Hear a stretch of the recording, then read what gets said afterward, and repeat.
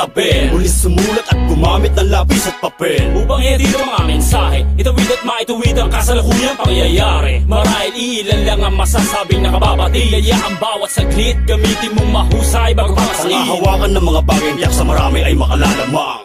Karanasan sa panitikan, di naman di matitimbang. Para lang mabusog ang mga kumakalam yun yan. Iibang mga portahing ilalatag kung magkakahamunan. Di ko hiling makipagabulan. Para lang mapasin ng ilan, may sarili akong pamamaraan kung paano ko mapakikinggan. Sa bagsakang ito na tayong katawang ang mikropono, mga kaya kong baguhin ang sitwasyon kapag ginusto ko. Pero ang tanging lalim ko itagoy at pagtibayin. Para ang musikang kinargo natin di kayang basagin. Kahit gamitan pa ng mga tagong motibo, sino man ay di kakayanin. Nahugutin ang lalim, ugat na siyang nakakamit. Sa pagnanais na umawit, maibigay ang mga saloobin ganap at higit pa na mailapit. Ninais ko na maging bahagi kung kaya't pinili ko pang imulat ang sarili sa mga bagay at pagpili. Simula pa nung unang araw na dito makatapak, mundo puno ng hamon, walang makapagsabi ng lawak. Yung mangyari pinagbawagi, ngayon lagi at awelila. Ang tambalang sino man ay hindi makakapantay. Dahil higit pa sa lukso ng dugo ang samin ay nagunay. Yung mangyari pinagbawagi, ngayon lagi at awelila. Pakinggan ang wika ng libing aming sinasalaysay. Ito ang magbubukas ng husay sa mga nagtataglay.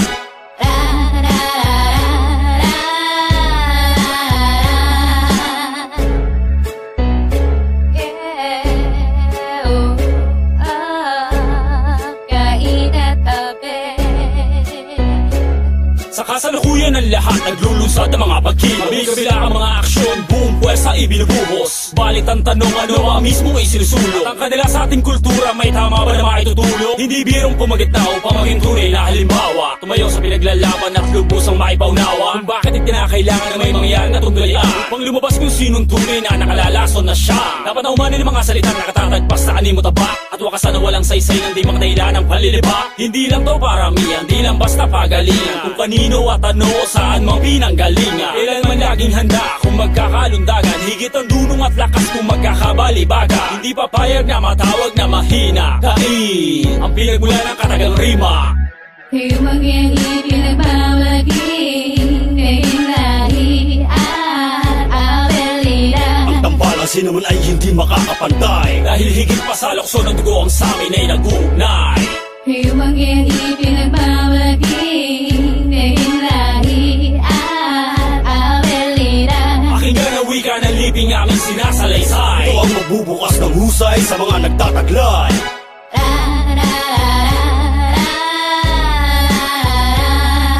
Sa senda ultimo dito nagkalat ang mga bansag. Tagurit mga alyas na hindi na malalansag. E papaano ngayon dumating ang labis pa sa isang kambal? Kainatabel walang anumang higit pa kami ang pinagtambal. Mga tunay na gumigimbal sa mga utak na kakintalat. Ang lahat ng mga naisulat wala na makapipigta. Bawat ugat kalamnan namin sadyang iisa na ang ligaw. Ang samahan na pinagtibay walang anumang makapagdana. Kami sa isa't isa'y anino, nakahanda kahit kanino. At sa sandaling bibigay ko masate mo ang kahit na sino. Animo bala ng asintado, walang kawala, dobling aksyon. Mga pinakawalang bigas, dito mismo sa aming verasyon. Isang konkretong pagpapatibay, ang dalawa'y higit sa isa. Bago ka pa muling gumalaw, may konklusyon at naanalisa. Dalawang ulo ng lungsod, sa mga kalye at lansangan. Kami ang magbubunsod na walang pag-aalilangan. Yung mangyari pinagbawagi, ngayon lagi at awelila. Ang tambalang sino man ay hindi makakapantay. Dahil higit pa sa lukso ng dugo ang samin ay nagunay.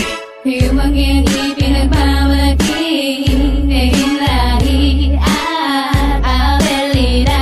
Pakinggan ang wika ng libing aming sinasalaysay. Ito ang magbubukas ng husay sa mga nagtataglay.